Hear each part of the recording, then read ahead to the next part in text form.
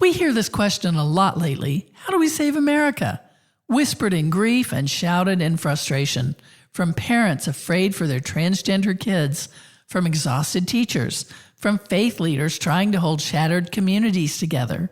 We hear it from the hearts of people who love this country, not so much for what it has always been, but for what it could be.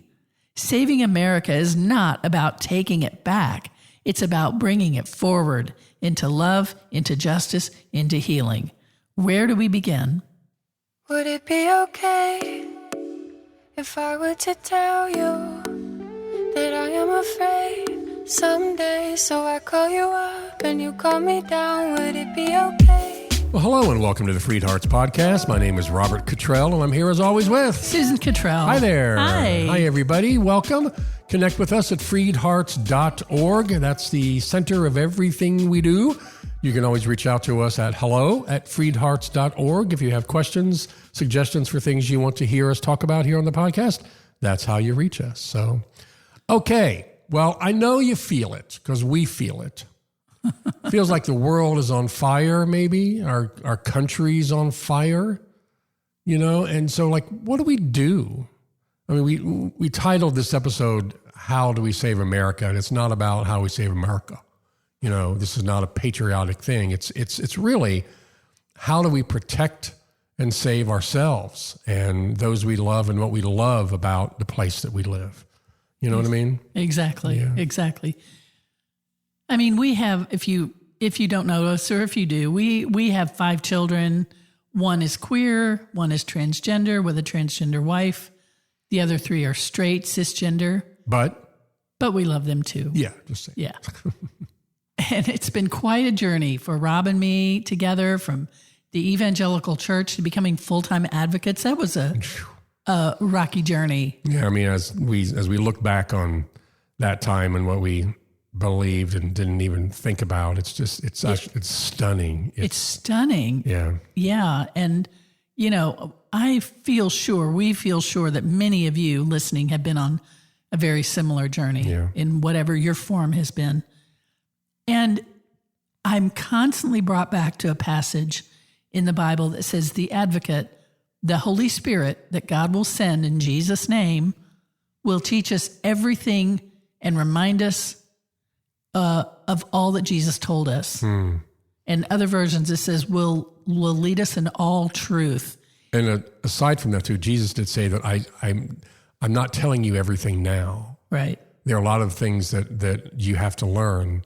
So it's not an end-all, be-all, end-all. It's not cut and dry print. Right. That's it. It's the Spirit. Yes. Yeah. And the Spirit. So, I mean, how else could we learn what Jesus more had to say except through the Spirit speaking to us? That seems so simple. It seems so simple, but it seems so, I think that's what trips people up. Yeah. I mean, is it true? Could that be true that it's that yeah. clear? Yeah, I mean, and especially when we see flames lapping around us and we think, oh my gosh, but the simplicity is in loving God and loving others. And that's what it means to be spiritual, to be a Christian, to be really any major faith is about love God and love others, a faithful human. That's what it means. And even so much of Christianity tells us not to trust our hearts.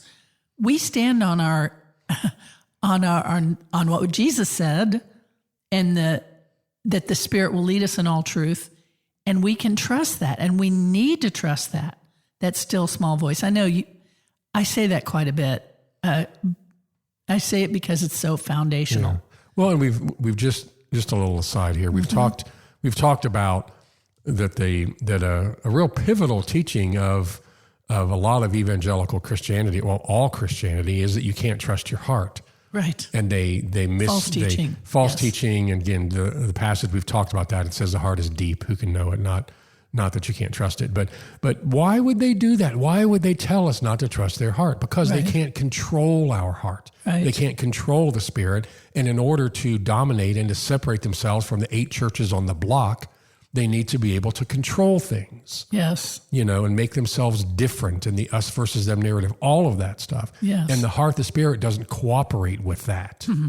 Right. Because the Holy Spirit might not underwrite what they're saying, and they don't want that. Yeah. So how do we trust that voice?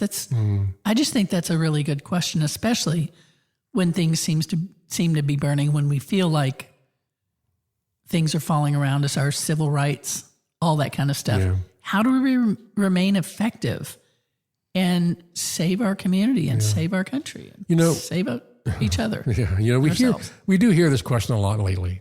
How do we save America? How do we do this? And it's whispered in grief and shouted in frustration from parents afraid for their transgender children, from exhausted teachers, from faith leaders trying to hold shattered communities together. We hear it from the hearts of people who love this country for so much of what it has always been, but for what it could be as well. Yeah. Pause for a second. Yeah. You know how people often say they're really sad to be separated from their family and to feel like their family rejects them or whatever. And the grief that they have, I'll tell people privately, is not for what they had exactly. It's for what it represented to them and what they thought it could be. And I think our bigger grief through all of the country's growth pains right now is more what we hoped it to be. Yeah, the opportunity. Yes. That's not being fulfilled, not being realized. We hoped it to be. Yeah. Exactly. Yeah. Exactly. Yeah, that's good. Good point. I mean, we have family members who've talked about moving out of the country because they don't feel safe. I mean, in many senses, rightfully so, they don't feel safe. Yeah. And so now what? Well, this is very, and there are people, and I've just heard from some over the past few days that have talked about this, that they've had to move. There's one family in particular that I'm thinking about, and they have a transgender daughter, and who's been very vocal, very public. The mother and the daughter have been speakers at many, many events. Become a lightning rod. State and nationally, that that they are moving out of the country, and the mom was kind of grief stricken. I told my kids, she said, I told my kids that we would never have to move again. And now I said, you got one suitcase. Oh my gosh. Pack one suitcase. We have to go. Wow. And this is what's going on. I mean, this is disruptive. Yes. This is life-changing, and it's what's going on in our country right now. And we've talked about in the past, and I just want to say a slight disclaimer. We've talked about in the past, it's really important to separate the what-ifs and the fears and the maybes from the real threats. Really important. We encourage you to please do that. Because a few people we know too were panicked about moving, but their hearts have settled into, I'm not in danger right now. Yeah, they're in a safe state. Yeah, and so that doesn't mean danger isn't coming, but it's really important not to be, be afraid of the tiger in front of you, not the one in your imagination. And we talked about that a lot in the recent episode on, should you stay or should you go? So, right. So anyway, again, we as FreedHearts have in our 15 years now, have not been directly political. And as a 501c3 nonprofit, we have to be apolitical. Yeah. But what's going on right now is disruptive. It's beyond politics. Yeah. I mean, another family member who's not in the LGBTQ community is also considering moving or afraid of what's going on and thinking about moving out of the country because they just want a better quality of life. But everyone can't leave. Right. Everyone, that's just not realistic or desirable. Right. I mean, even if you have the money and the visas and the opportunity to work somewhere else, what do we do? I mean, what do people around the country do? Everyone can't leave, like you said. So how do we do this? Yeah, and saving America is not about taking it back. It's about bringing it forward into love into justice, into healing. And that's where the focus needs to be. Do you think we have an answer to that? No. Nope. Not really. But we'll do the best we can on it. Yeah. So let's first, we're going to give some ideas here and we're going to talk about them. So first, we center our humanity. Yes. And I know you already know this, but before we talk policy or politics, we need to talk people. Because somewhere along the way, collectively, we've stopped seeing each other. Yeah. Stopped listening, stopped caring for each other and believing that everyone's story matters. Mm-hmm. Not you, but collectively. Right.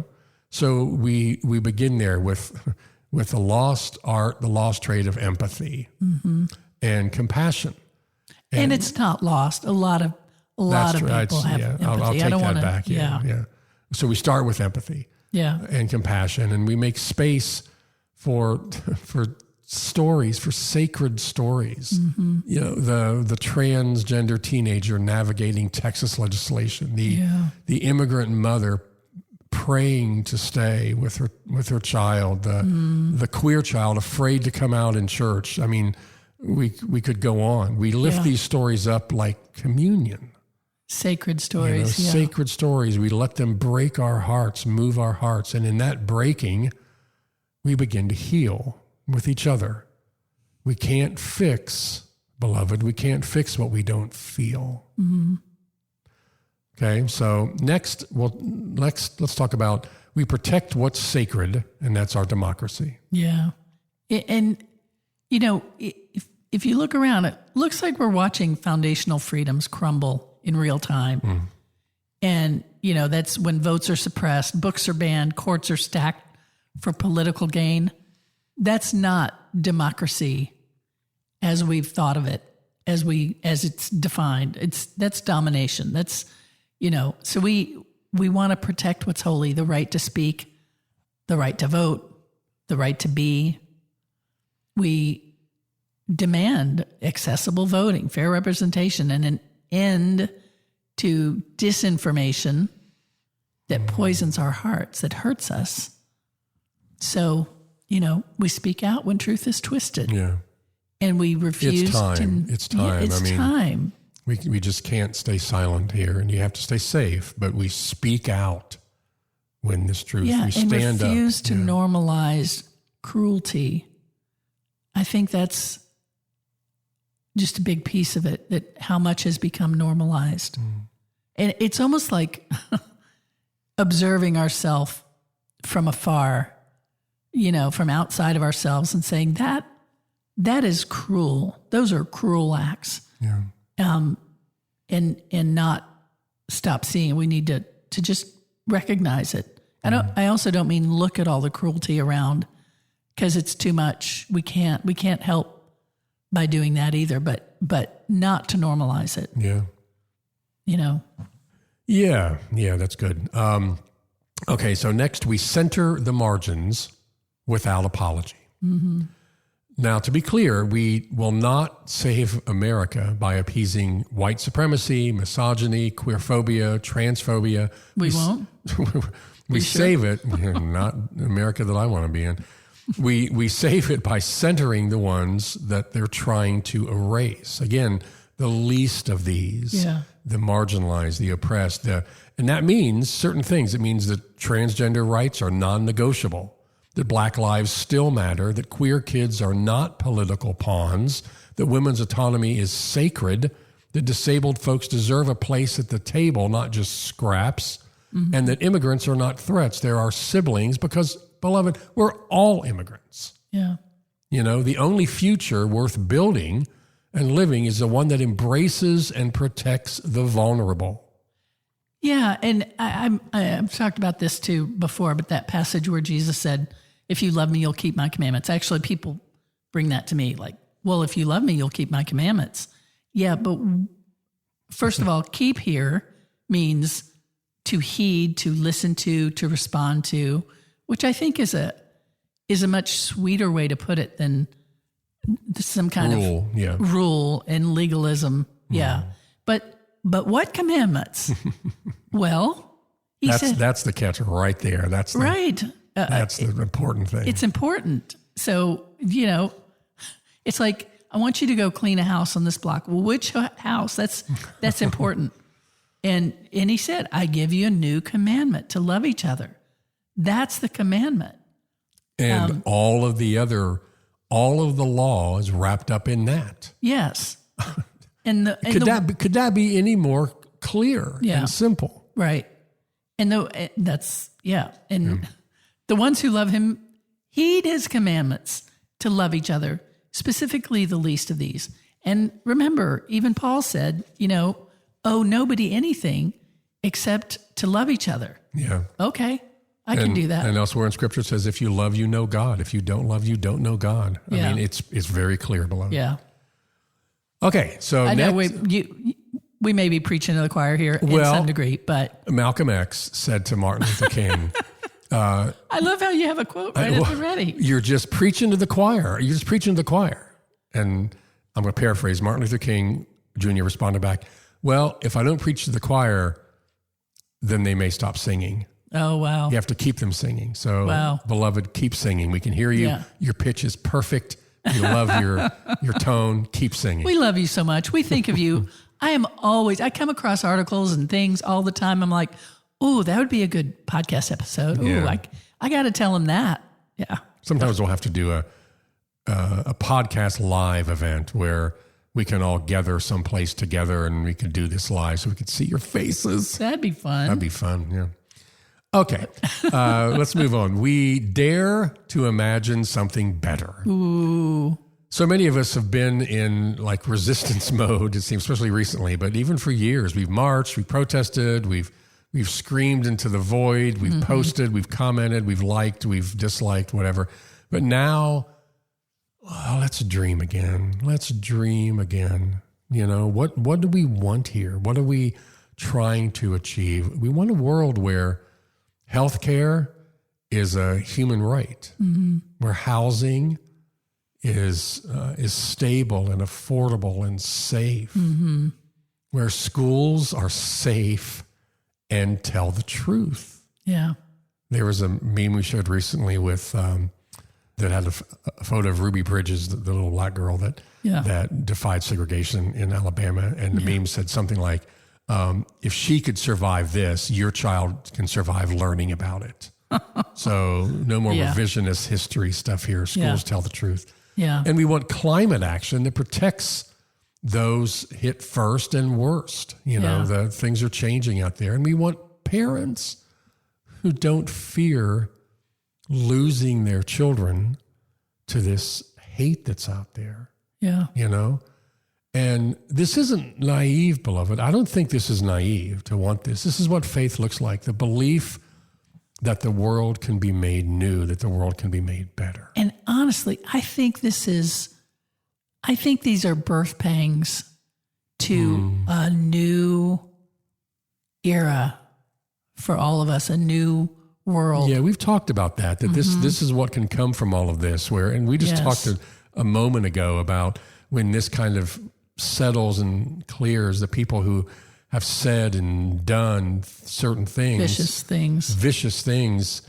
It's like, we remember what you did and you said, and you're not in power anymore. We're done with that. It could be a great awakening. And a great awakening. Yeah. That's kind of a phrase going on today, that the great awakening. I think this is, it's kind of like the body heating up, raising its temperature to kill off viruses. And I think this is a destroying of old ways. I really do. Yeah. That's my deepest hope here. Yeah. And I believe it to be true. Yeah, so do I. And that leads to our next thing, which is we break the grip of Christian nationalism. Yeah. And we know this one. We know this one well, all of us here.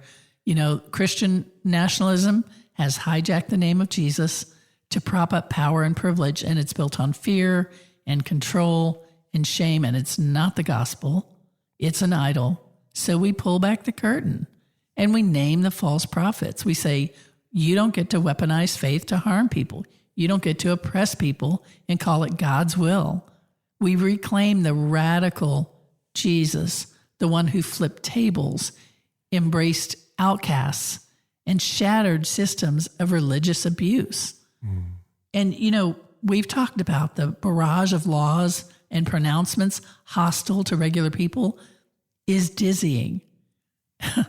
And they're meant to be. They're meant to divide, distract, intimidate, silence us. And they're meant to reduce our humanity, to dehumanize us and incapacitate us. So what do? We humanize. We grassroots caring for each other in community. We listening to this and us are not likely to get institutional support right now. I don't see the higher echelons of government responding to us readily in a favorable way. They're not even necessarily listening to the courts. But what we access is our humanity. That's what appears to be out of reach for so many who want overpower and control, to care and love, to love and care for each other in community. That's where we shine. Yes. That's where you shine and we shine. And when we think people are making rules for us, it can feel overwhelming, or they're breaking rules that were meant for us. It can be overwhelming. These are, as we've said before, these are people we wouldn't even tell where Anne Frank was hiding. So that I know it can be overwhelming. And as our kids told us, don't tell us what not to be afraid of. And I agree, and we're not doing that. But I also know that we have a secret weapon, and that's community together. Yeah. To gather, to love each other, to support and love each other well. That's the whole thing in all its manifestations. Yeah, and that leads to the next focus, which is we link arms and we don't let go. I mean, no one person can save America, but together we really are stronger than we imagine. Yeah. Don't lose that. We are the majority. Yes, we are. We are the majority, and we are stronger than we know. We support the grassroots leaders doing the slow, steady work. We build coalitions. We set aside fears and egos that would otherwise divide us. And we're open to having hard conversations, even with the people we love. Yeah. Especially with the people that we love. We plant seeds. When they're willing, we don't beat our heads against a wall. Right. Well, that's not a conversation. That's not Okay. Yeah. That's good. Yeah. We plant seeds even when we don't see the harvest or won't see the harvest. And I don't think, quote, saving America will be about policies and ballots. I've said that for decades, and I just don't believe that the political elections are the answers. Yeah. And there's certainly a place for that. Yeah. We've got ballots coming up in just a year and a half, by the way. Yeah. And Spirit's moving people to do that kind of groundwork. I mean, there are people who are really involved in that, and I'm grateful for those people who are doing that work. Maybe that's you that's involved in that. Thank you for that. Yeah. But I think we've got just as powerful leverage by moving hearts, the movement of hearts. Yeah. And I'm convinced that that's what's going to save democracy. I mean, we talked, just as a little example, we talked about you can ban conversion therapy, but it continues, 90% of it continues under a religious umbrella. The key to stopping that is to convince a parent not to send their child there by moving the heart. And I think that's what's going to save democracy, save what we love, save America, is hearts that love. Yeah. Yes. And so that leads to the next one. So we ask ourselves, who will we not leave behind? Yeah. I mean, that's what we see in Jesus. He didn't leave the outlier behind. He didn't leave the hurting people behind. That's who he championed. I mean, that's really the question that shapes the world. Yeah. Yeah. And that's what we do. All of us collectively, that's what our motive is to help the least of these. And okay, so there's a story. When the kids were teens, I had some issues I thought I needed to correct in them. I mean, what kind of mother am I if I don't have a list of issues for my kids to correct? And I found myself talking to a young counselor, a young gal, but she had wisdom beyond her years. And Part of me thought, what does she know? Who's going to help me, a mom of 5 teens? But she said to me, you need to do your own work. Set the kids aside and work on you. And I said, you don't understand. They need to do this and this and this. And she said, I do understand. You don't understand that if you focus on you, the kids will sort themselves out. And what do you know? She was entirely right. She was completely right. And we too have power in what we bring. As we said, you may be in the political arena where you're doing the proactive stuff, and that is great. Do it if you want to do it. That's great. But we have the change in us, to make this analogy about my kids, the change in us is our power in loving each other, in the love that conquers all. And it may not seem sufficient when the world appears to be on fire. I know that, but I'll tell you what won't work, and that's to throw fire at it. And love in work boots is where the power is. That's what is going to change things. And I think that anything that's ever been done that's been worth doing has been done because of love. And if we remember that the point is to distract, divide, and intimidate us, then we bring focus, unity, and courage as the antidote. That's the solution. Love is the antidote to this and the solution to this. And those who are trying to erase us and conquer us don't appear to be accessing love. I'm not to judge, but they don't seem to be loving us or anybody. That certainly doesn't seem to be the focus. Yeah. Yeah. And one of my favorite quotes I've said before is from Buckminster Fuller. He said, you never change things by fighting the existing reality. To change something, build a new model that makes the existing model obsolete. And I love that. And I feel like that's that's the opportunity here, is to up level our love for each other and for ourselves, that will tip the balance. Yeah. I mean, love and community makes the raging fire obsolete. Yeah. And we know love. Yeah. Human beings know love. Yeah. In various pockets around the country, around the world, humanity understands that love is the answer to what's going on here. Yeah. Love is our purpose on earth, even if we've forgotten, beloved. Yeah. And these fires are blazing out there, a bright light on our need to draw on our love. Yeah. If we let the naysayers be our teachers, we can ramp up commitment to embrace, to share, to unify, to be the love we want to see in the world. Again, that's the good that can come from this. Yes, I love that. All of this is it can cause us to ramp up our empathy, our inclusion, our love, and those are things we want to see in the world. Yeah, I once had a run-in with a relative that I was pretty sure was lying to me and hiding things from me, and I was considering how to stealthily find out. And a counselor friend of me said, are you good at that? Are you good at sneaking to find things out? Is that something you can do well? And I said, no. No, you're not a good sneaker. I'm not. And he said, well, why don't you do what you're good at and let the answer emerge? That was really good advice.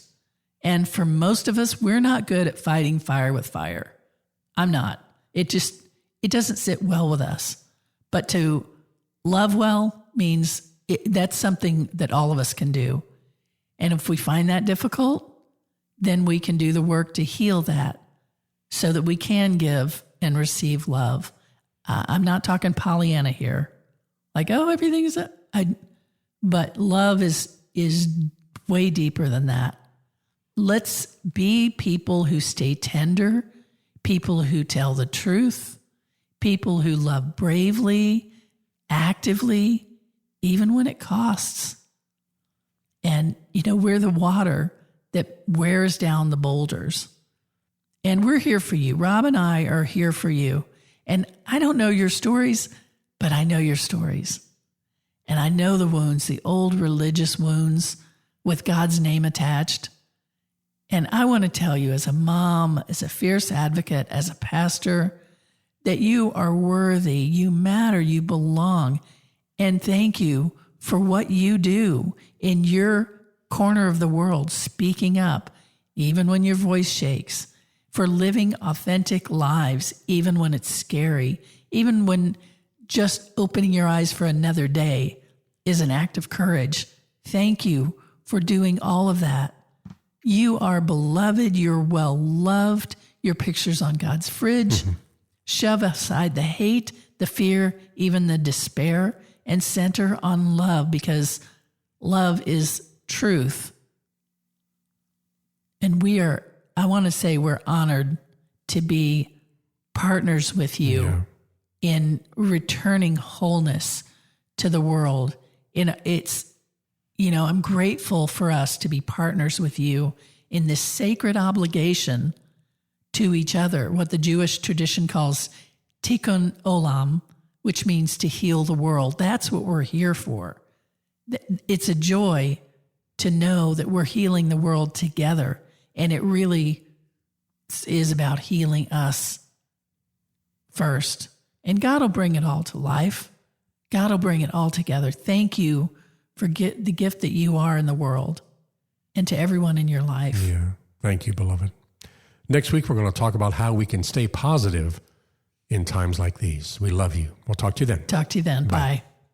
Would it be okay if I were to tell you that I am afraid someday? So I call you up and you call me down. Would it be okay? You've been listening to the FreedHearts podcast. We have extensive resources and vibrant, inclusive community for you at FreedHearts.org.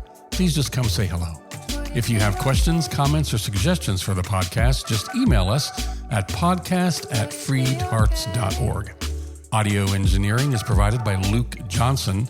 The music is provided by our daughter, Hannah Cottrell, who is Grammy nominated. You can find out more about her and her music at hannahcottrell.com.